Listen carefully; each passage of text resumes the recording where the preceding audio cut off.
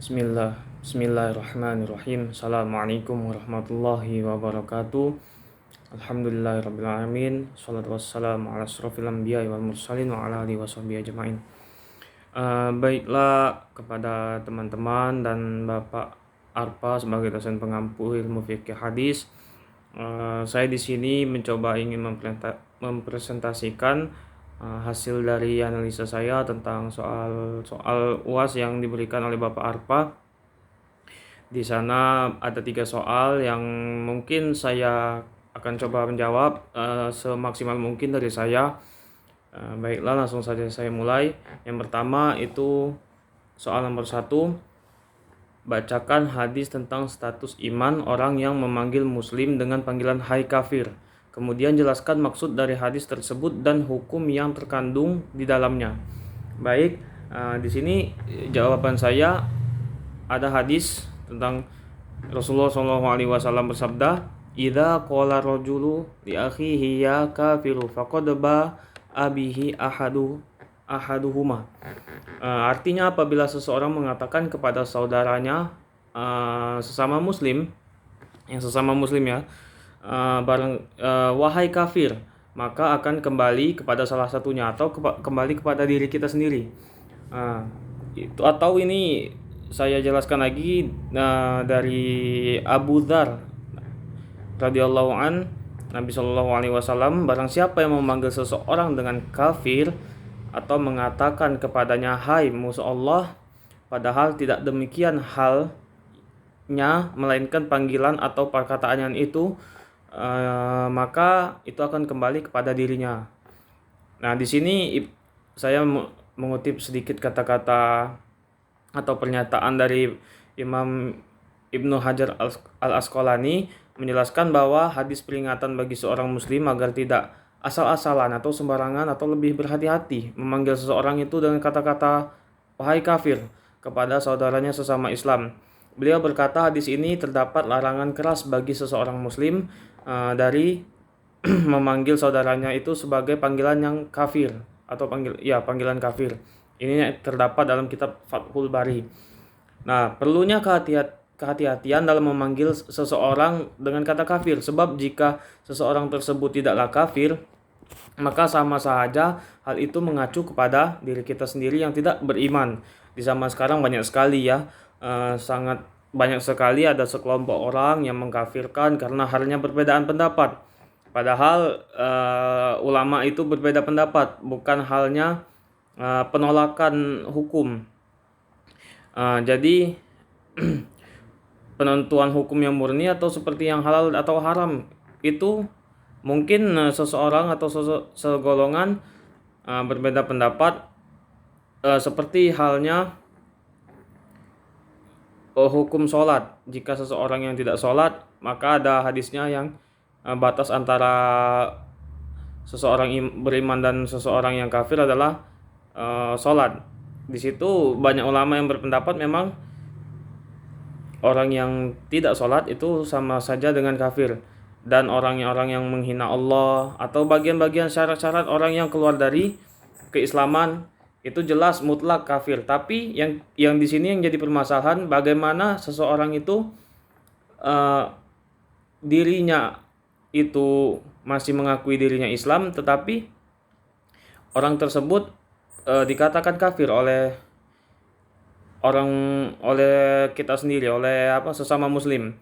Pada dasarnya kita tahu bahwa semuanya itu jika seseorang itu telah bersyahadat, maka seseorang itu sudah merupakan saudara bagi kita sesama muslim. Contohnya adalah ketika melihat ada para sahabat, ada sahabat Usama bin Zaid, kalau tidak salah di zaman Usama bin Zaid itu beliau itu berkelahi atau bertarung dengan seseorang yang kafir. Lalu orang yang kafir itu kalah dalam pertarungan tersebut. Lalu beliau yang kafir itu mengucapkan la ilaha illallah atau bersyahadat. Teman atau sahabat Usama bin Zaid yang di sekitarnya tadi mengatakan jangan membunuh beliau karena beliau itu sudah mengucapkan la ilaha illallah atau bersyahadat.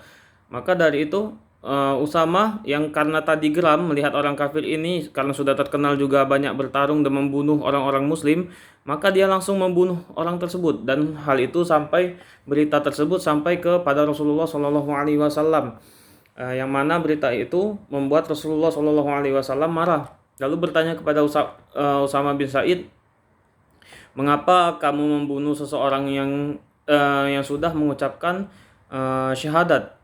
Apakah kamu akan mempertanggungjawabkan perbuatanmu itu? Kata Rasulullah Shallallahu Alaihi Wasallam. Lalu Usama ini menjawab, beliau itu berkata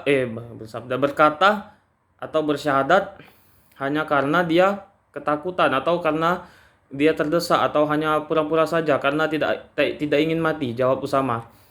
Lalu Rasulullah Shallallahu Alaihi Wasallam itu mengatakan, bagaimana kamu bisa membuktikan bagaimana kamu bisa membuktikan ia berpura-pura padahal kamu tidak tahu isi hatinya. Rasulullah mengucapkan, lalu Usama tadi mengatakan kepada Rasulullah, mereka atau orang tadi hanya mengucapkan syahadat karena takut kepada pedang. Dia juga sudah memotong tanganku, jawab Usama lagi. Lalu muncullah surah An-Nisa ayat 94 yang Allah berfirman, ya ayyuhalladzina amanu idza darabtum fi sabilillahi fatabayyanu wa la taqulu liman alqa ilaikumus salama lastal mu'minan tabtaghuna aradal hayatid dunya fa indallahi maghanikum katsira kadzalika kuntum min qablu famannallahu alaikum fatabayyanu innallaha kana bima ta'maluna khabira. Hai orang-orang yang beriman, apabila kamu pergi berperang di jalan Allah, maka telitilah kamu dan janganlah kamu mengatakan kepada seseorang itu yang mengucapkan kepada dan janganlah kamu mengatakan kepada orang yang mengatakan salam kepadamu, kamu bukan seorang mukmin, lalu kamu membunuhnya dengan maksud mencari harta benda kehidupan di dunia, karena di sisi Allah ada harta yang banyak. Begitu jugalah keadaan kamu dahulu, lalu Allah menganugerahkan nikmatnya atas kamu, maka telitilah, sesungguhnya Allah Maha mengetahui atas apa yang kamu kerjakan. Di zaman sekarang banyak sekali ya orang-orang yang saling mengkafirkan, atau apalagi mengkafirkan para pemimpin kita yang sekarang mungkin banyak melakukan kesalahan, seperti atau polisi atau tentara ini yang melakukan kesalahan dikit pada ulama atau pada sesuatu yang tidak sependapat dengan kita, langsung kita katakan tauhid, langsung kita katakan kafir. Nah, hal itu harus berhati-hati, karena hal tersebut kita harus teliti dulu. Ulama berpendapat bahwasanya salah satu syarat mengkafirkan seseorang adalah dengan cara menghilangkan syubhat atau keraguan-raguannya di dalam hati dan pikirannya. Jika masih terdapat keraguan dalam hal tersebut, janganlah seseorang itu mengatakan kafir pada orang tersebut atau orang muslim tersebut. Lalu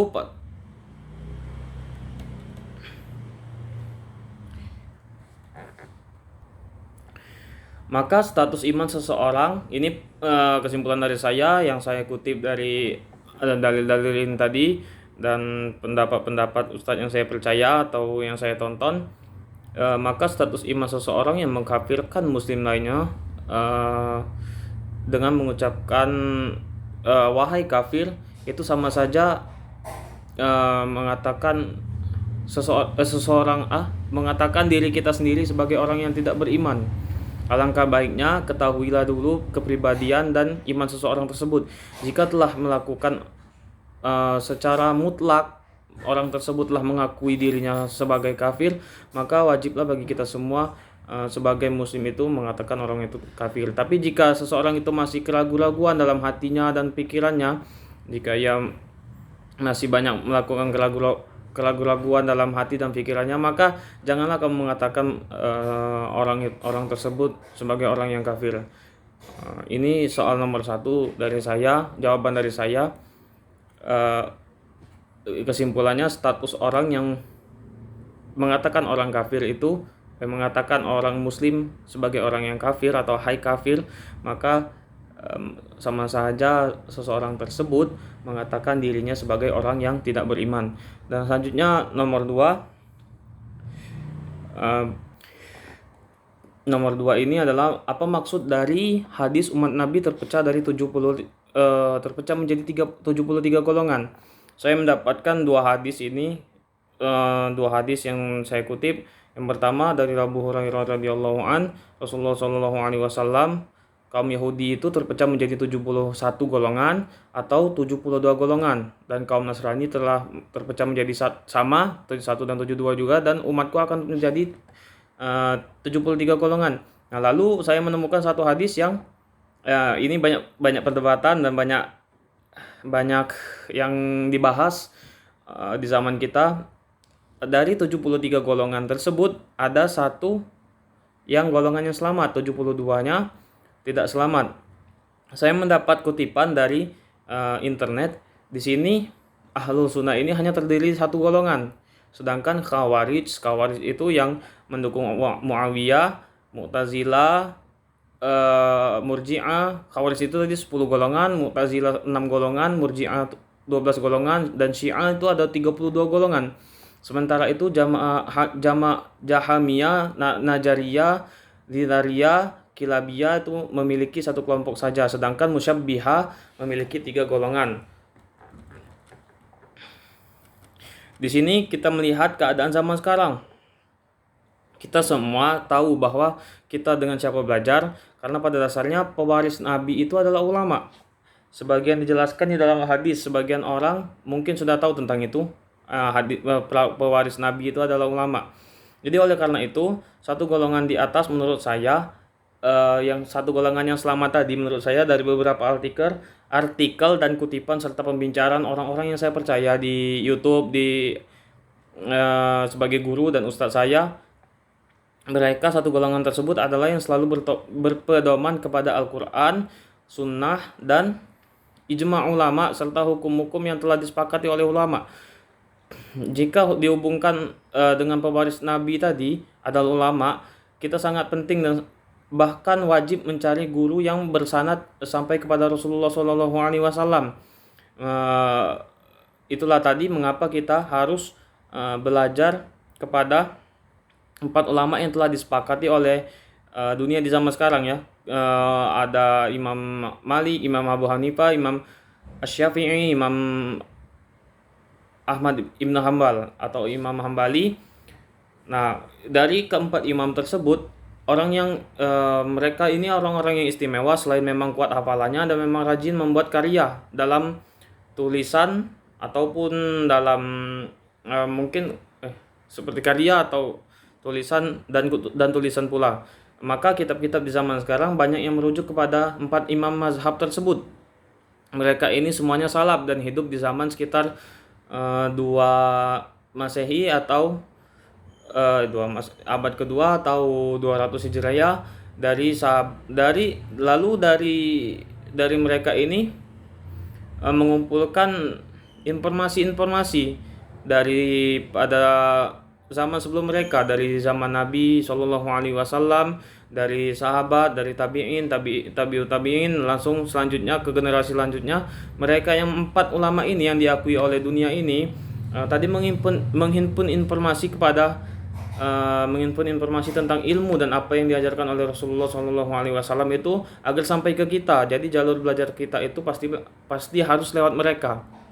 Adapun guru-guru di zaman sekarang, jika kita ingin belajar, biasanya beliau di awal-awal menjelaskan sanad-sanad gurunya sampai kepada siapa. Lalu kita lihat cara ia menafsirkan sumber hukum. Kalau dia menafsirkan sumber hukum itu sudah salah, berarti ada kekeliruan pula di dalam golongannya. Maksud dari sumber hukum ini, beliau itu menafsirkan Al-Quran dan hadis ini sebagaimana. Jika ada ulama yang atau guru-guru yang mengatakan bahwasanya berhubungan seksual itu halal di dalam sebelum melakukan akad nikah itu ada hal yang keliru dalam golongannya. Lalu di sini juga harus kita lihat, selain dari sumber hukum Al-Quran dan Sunnah, kita juga harus mengikuti ijma' ulama. Maksud dari di sini ijma' ulama, kita semua tahu bahwa misalnya sholat itu merupakan hal yang wajib. Tapi ada satu ulama, karena mereka berpikir bahwasanya zikir itu adalah sesuatu yang bisa melekatkan diri kepada Allah dan kita tidak perlu sholat. Ada sebagian kelompok-kelompok yang seperti itu di zaman sekarang. Cukuplah berzikir, kita tidak perlu lagi sholat sebagaimana sesuai aturan apa yang diatur oleh Allah Subhanahu wa taala dan yang diajarkan oleh Rasulullah SAW. Jadi ada lagi ukuran selanjutnya, kalau masyarakat itu dan pada umumnya itu benar, maka tidak masalah diikuti. Dan kalaupun masyarakat tersebut mengerjakan hal yang walaupun banyak orangnya tidak harus kita ikuti, karena walaupun banyak orangnya, tapi kalaupun salah mereka tidak harus kita ikuti. Mungkin itu ada ajaran yang belum sampai kepada mereka. Dan intinya yang saya simpulkan dari penjelasan dari hadis ini adalah inti dari semuanya yang dapat saya simpulkan adalah lihat diri orang tersebut atau golongan tersebut. Jika dirinya merasa paling benar di antara orang lain yang hanya berbeda pendapat dalam hal yang diatur dalam hukum Islam, tadi digarisbawahi yang hanya berbeda pendapat, maka ini ada yang keliru dari golongannya. Tetapi jika ia merasa menyampaikan sesuatu itu dalam hal apa yang telah disepakati oleh ulama dan menolak yang disepakati, nah, dan saya rasa itu adalah bagian yang paling baik di antara golongan tersebut. Contohnya, misalnya seseorang itu seperti tadi yang menikah di luar, berhubungan seksual di luar menikah, kan ulama telah sepakat tentang itu. Nah, jika ulama itu telah sepakat dalam konteks itu, kemungkinan mereka sudah mengikuti ajaran Rasulullah SAW. Tapi jika mereka menolaknya, itu ada masalah dan keliru pada golongannya. Mungkin itu bagian dari 72 golongan yang salah tadi. Dan itu jawaban saya, pendapat saya tentang kelompok 2, pertanyaan nomor 2. Dan selanjutnya adalah pertanyaan nomor 3. Pertanyaan nomor 3, membacakan dan jelaskan hadis tentang hak-hak muslim terhadap muslim lainnya. Di sini saya menemukan hadis dari Abu Hurairah radhiyallahu an, Rasulullah sallallahu alaihi wasallam, hak seorang muslim atas muslim lainnya ada 6: mengucapkan salam jika engkau bertemu dengannya, memenuhi undangannya, memberikan nasihat jika ia memintanya, mendoakan orang bersin yang mengucapkan alhamdulillah dengan menjawab yarhamkumullah, lalu menjenguk orang sakit, dan selanjutnya mengiringi jenazah sampai ke pemakamannya. Namun menurut para ulama, yang dimaksud dengan hak itu adalah perkara yang sangat dituntut dan sangat untuk dikerjakan dan tidak layak untuk ditinggalkan. Dengan interpretasi ini maka hukumnya mencakup fardu ain, fardu kifayah, dan sunnah.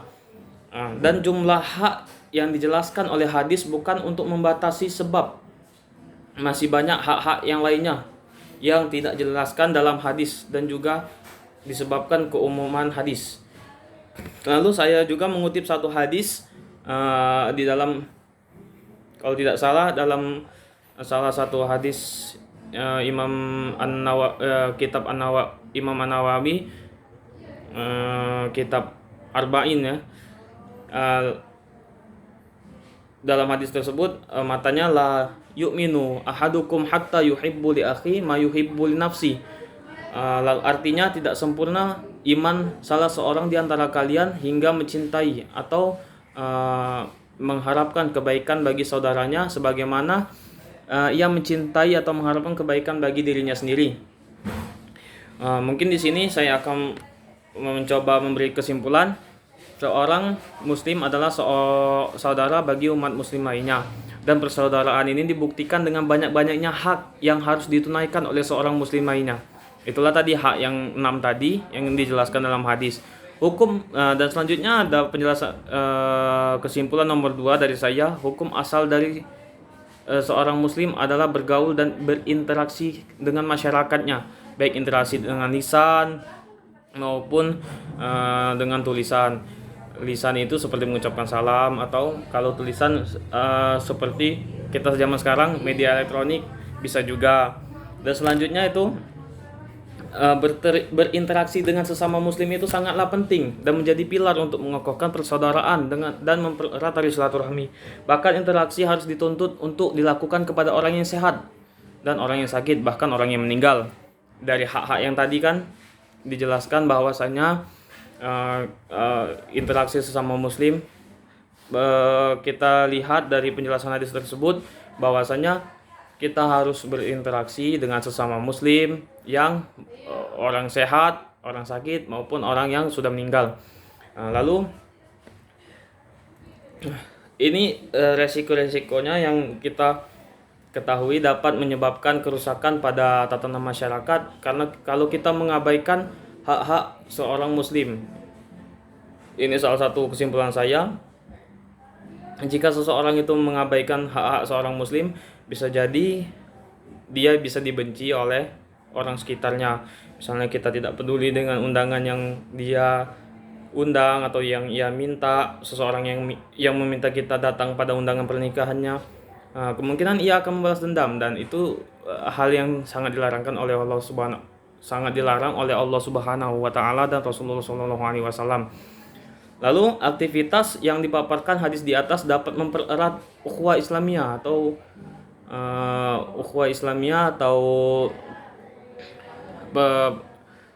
hubungan antara Islam, dapat melenyapkan hati-hati yang melenyapkan penyakit-penyakit yang ada pada hati seperti buruk sangka, dengki dan iri sebagainya. Dan selanjutnya adalah kesimpulan saya, hak seorang muslim atas muslim lainnya harus ditunaikan dengan hukum-hukum yang dipaparkan oleh para ulama sebagaimana yang telah diisyaratkan. Mungkin itu saja jawaban dari saya.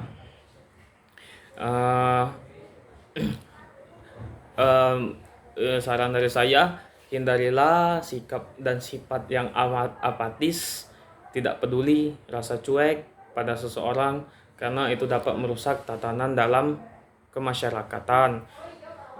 Hadis hak seorang muslim mempunyai hak bagi orang muslim lainnya, itulah tadi, kita harus seberusaha mungkin membantu dan menolong muslim lainnya jika ia meminta. Tapi jika ia tidak meminta atau kita melihat kesalahan pada dirinya, sebaiknya kita harus peduli dan empati kepada muslim lainnya. Mungkin itu jawaban dari saya. Apabila ada salah kata atau salah kekeliruan atau kecepatan dalam berbicara atau salah hal yang lainnya, saya mohon maaf kepada teman-teman dan terutama kepada Bapak dosen sebagai Bapak Arpa sebagai dosen pengampu, dan kepada Allah saya sangat-sangat mohon ampun apabila terjadi kekeliruan dan salah ucap dalam membacakan dalil tadi. Mungkin itu saja dari saya akhiri. Wassalamualaikum warahmatullahi wabarakatuh.